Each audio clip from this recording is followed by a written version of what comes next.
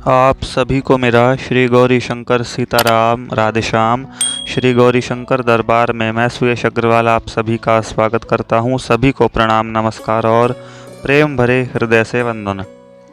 तो जैसा कि आप सभी ने वीडियो का टाइटल पढ़ लिया होगा, मैंने लिखा है संतों का संग करो। अब देखिए, इस विषय पर चर्चा करने से पहले सिर्फ मैं प्रश्नों के कुछ उत्तर दे देता हूं। जैसा कि टाइटल पढ़ने के साथ ही किन्हीं लोगों के मन में प्रश्न आए होंगे कि भाई संत कौन होते हैं, और यदि ये पता चल जाए कि कौन होते हैं तो मैंने लिखा है संतों का संग करो, तो आपके मन में ये प्रश्न आएगा कि भाई संतों का संग क्यों करें। चलो, संत होते भी हैं तो ठीक है, लेकिन हम उनका संग क्यों करें, यानी कि हम उनके साथ क्यों रहें। तो मुख्य यही तो प्रश्न है ना दोनों। भाई इस बात को पढ़ करके संतों का संग करो, मात्र इतनी सी बात पढ़ करके आपके मन में दो ही तो प्रश्न आए होंगे कि चलो संग कर लेते हैं, लेकिन सबसे पहली बात संत कौन होते हैं जो हम संतों का संग करें। दूसरी बात, चलो ये पता भी चल गई कि संत कौन होते हैं, तो फिर उनका हम संग क्यों करें।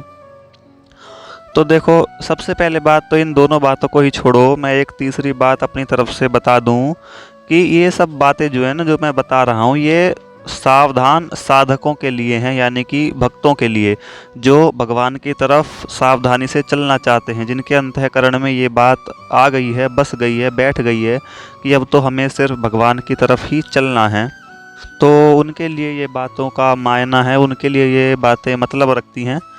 वरना मैं पहले ही बता दूं, जो जिनके मन में भगवान के लिए आकर्षकता नहीं है, जो भगवान की तरफ मुड़ना नहीं चाहते या जाना नहीं चाहते या भगवान की तरफ चलना नहीं चाहते, या जिनको लगता है कि ऐसी बातें बेकार हैं, अध्यात्म में कुछ भी नहीं है, तो वो ये वीडियो यहीं पर बंद करके जा सकता है, वो वीडियो छोड़ दो।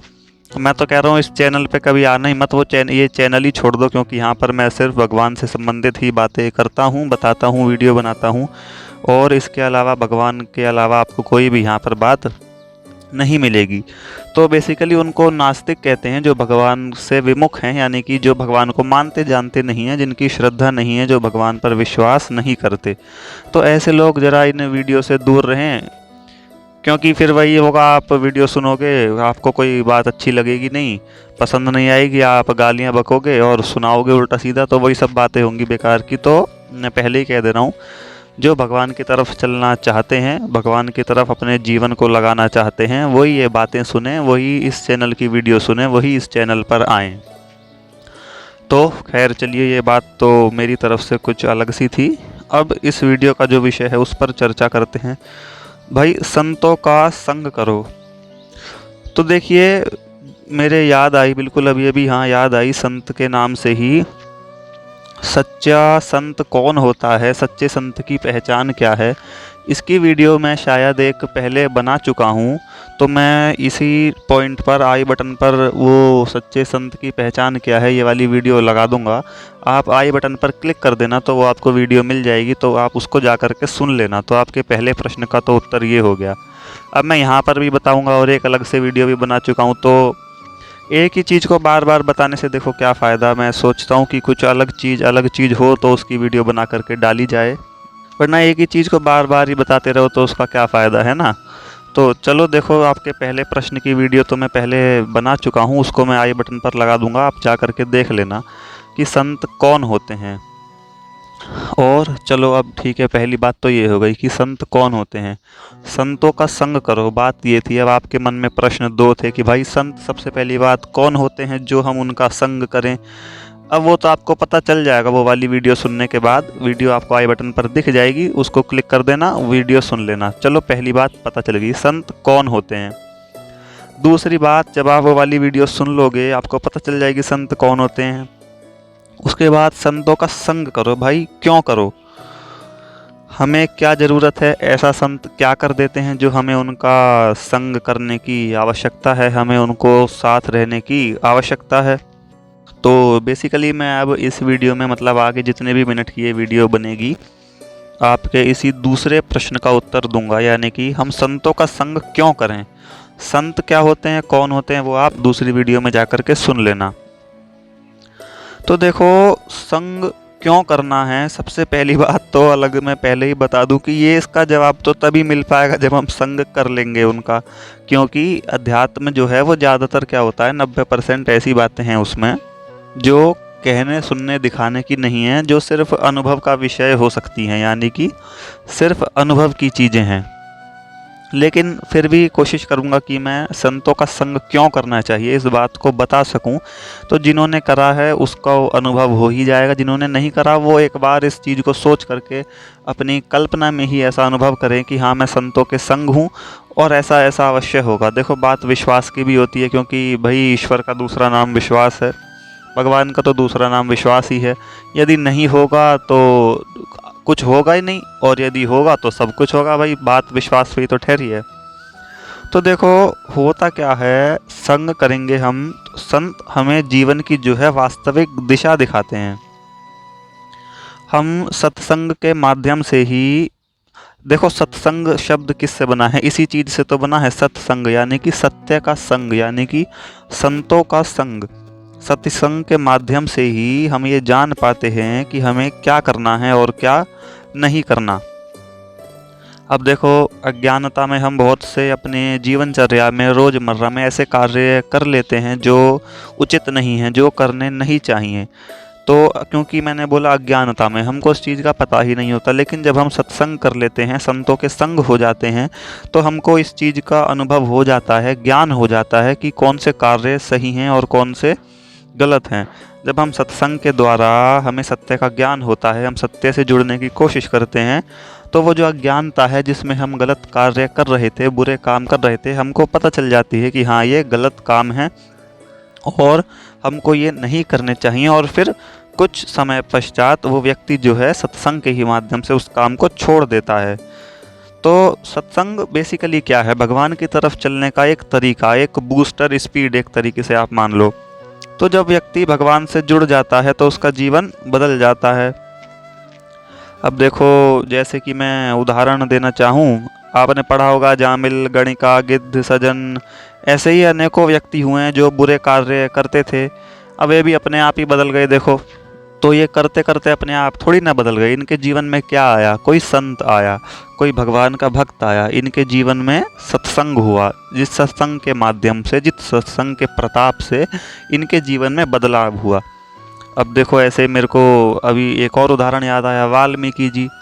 वाल्मीकि भय ब्रह्म समाना, उल्टा नाम जपत जय जाना। उन्होंने क्या करा, मरा मरा जपा था, उन्होंने राम राम थोड़ी जपा था। ऐसी कथा आती है रामचरितमानस में, ये बात आती है, कभी कोई समझे कि गलत है तो मैं प्रमाणित होकर के बात कह रहा हूँ। रामचरितमानस में ही ये चौपाई आती है, तुलसीदास जी ने लिखी है। वाल्मीकि जी जो थे, जिन्होंने रामायण भी रची है, बनाई है एक, वो पहले डाकू थे जिनका चोरी चकारी में मन रहता था। फिर क्या हुआ, सत्संग हुआ, यानी कि किसी संत का जीवन में संग हुआ, संत ने नाम दीक्षा दी, राम राम जपो। फिर 2-3 दिन बाद दोबारा आए कि जी राम राम तो जपा नहीं जा रहा। उन्होंने बोला मरा मरा जप लो भाई, तो लेकिन एक शर्त बता दी कि जपना लगातार, जिससे कि मरा मरा मरा मरा ऐसे करके वो राम नाम की धुन हो जाएगी। बोले ठीक है, हाँ ये तो मैं जप सकता हूँ, क्योंकि चोरी करते थे तो कोई देख लेता था, तो अक्सर जवान पे ये रहता, अरे मर गया, अरे मर गया, अरे मरा, अरे मरा। तो बोले हाँ जी ये मरा मरा तो मैं जप सकता हूँ। बोले ठीक है, लेकिन एक शर्त है, लगातार जपना। ठीक है जी। लगातार जपा, मरा मरा करते करते पूरे दिन पता चला राम नाम की ही धुन होने लग गई। तो कुछ दिनों बाद चोरी चकारी छूट गई, डाकूपंथी छूट गई। उसके बाद आप सोच सकते हो, लिखा तो है तुलसीदास जी ने, वाल्मीकि भय ब्रह्म समाना। कोई छोटी बात थोड़ी है, बताओ, जिसने रामायण बना दी बाद में। तो ये किस चीज़ का फल है, ये किस चीज़ का प्रताप है, आप बताओ, संत के संग का, सत्संग का। इसमें महत्वता जो है वो वाल्मीकि जी की नहीं है, इसमें जो प्रधानता है वो उनके जीवन में जो संत आया उसकी है। अब देखो तुरंत भगवान ऐसी प्रेरणा देते हैं कि अभी अभी एक और उदाहरण याद आया। नरसिंह राम मेहता जी का आपने चरित्र यदि पढ़ा होगा तो उनके जीवन में एक रात वेश्या आई थी, जो अब मैं मतलब कैसे बताऊं, आप समझ ही गए होंगे, जो मतलब शारीरिक संबंध बनाती है पराये मर्दों के साथ। साफ स्पष्ट मैंने बता दिया सरल शब्दों में, इसे कहते हैं वेश्या। तो भाई वो नरसिंह राम मेहता जी के पास आई, मतलब उनके जो जूनागढ़ में वो रहते थे, आपको पता होगा, नहीं पता होगा तो वो कथा पढ़ लेना आप, नरसिंह चरित। उसमें आपको सब समझ में आ जाएगा। तो जो जूनागढ़ के लोग थे वो नरसिंह मेहता जी से बहुत जलते थे, तो उन्होंने उनका भजन भंग करने के लिए एक वेश्या को रात में भेजा। वेश्या गई, तो देखो यहाँ पर हुआ क्या, जब वेश्या नरसिंह राम मेहता जी के पास गई तो उसने देखा कि नरसिंह राम जी तो अपना भजन कर रहे हैं, तो उसने अपना वेश्यागिरी शुरू करी, लेकिन उसका प्रभाव नरसिंह मेहता जी पर ना पड़ने से पड़ा नहीं। मतलब मैं कहना चाह रहा हूँ जो वेश्या का प्रभाव है वो तो हमारे नरसिंह मेहता जी पर नहीं पड़ा, लेकिन जो वस्तुतः नरसिंह मेहता जी के भजन का प्रभाव है वो वेश्या पर पड़ गया। और उसी रात से क्या हुआ, वेश्या का जीवन बदल गया। उसने वेश्यागिरी का काम छोड़ करके भगवान के भजन में अपने जीवन को लगा दिया। तो इसमें प्रधानता जो है, महत्वता जो है वो उस वेश्या की नहीं है, इसमें प्रधानता जो है वो नरसिंह राम मेहता जी की है, उनके भजन की है, उनके भजन की शक्ति की है, उनकी भक्ति की शक्ति की है। तो क्या हुआ देखो, नरसिंह मेहता जी संत रूप बन करके वेश्या के जीवन में आए और उसका जीवन बदल गया।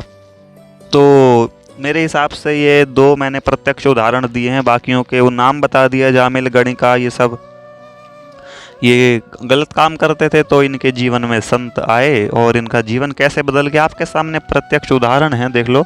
कभी आप सोचो मैं फालतू की यूं ही अपनी तरफ से बात बता रहा हूँ, क्योंकि एक कमेंट मैंने ऐसा पढ़ा था पहले कि भैया आप तो अपनी तरफ से बातें बताते रहते हो। तो भैया मैंने ये बात प्रमाणित है, यदि आपको सिद्ध करना हो तो आप इनकी कथा जा कर के पढ़ लेना, आपको समझ में आ जाएगा। और बाकी तो ये दो उदाहरण मेरे को अभी वीडियो बनाते बनाते, रिकॉर्डिंग जब मैं कर रहा हूँ ऑडियो की, तभी याद आए नरसिंह राम मेहता जी का और वाल्मीकि जी का। तो देख लो, अब आप दूसरे प्रश्न का उत्तर आपको मिल गया होगा कि संत का संग हम क्यों करें। भाई हमको क्या ज़रूरत, क्या आवश्यकता कि हम तो संतों का संग करें, हम तो नहीं करते। अब भाई मत करो जिसको नहीं करना, जिसको करना है फिर वो वैसा फल भी पाएगा, जिसने संतों का संग करा हुआ तो वही जानता है। और अंत में, वीडियो को अंत करते करते मैं खुद एक और रामचरितमानस के दोहे की एक लाइन कहना चाहूँगा, जिसमें संतों का बड़ा महत्व दर्शाया गया है गोस्वामी जी के द्वारा।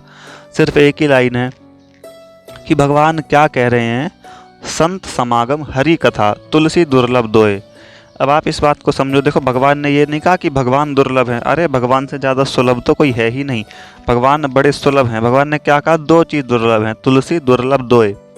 दो चीज़ दुर्लभ हैं, वो कौन सी, संत समागम, एक तो संतों का मिलना, और हरि कथा और भगवान की कथा, तुलसी दुर्लभ दोए। भगवान ने कहा है हरि कथा दुर्लभ है, हरि दुर्लभ नहीं है। बात को आप ध्यान से समझना। कभी हम सोचते हैं ना कि भाई भगवान तो बड़े पाना उनको बड़ा मुश्किल है, बहुत ज़्यादा पूजा पाठ भजन भक्ति चाहिए होती है, ये चाहिए होता है, वो चाहिए होता है। ऐसा कुछ नहीं है। कहते हैं ना, नमामि भवानी पति भावगम्यम, भाई वो तो भावगम्यम यानी भाव के द्वारा प्राप्त करने योग्य, भाव के द्वारा जो प्राप्तव्य हैं।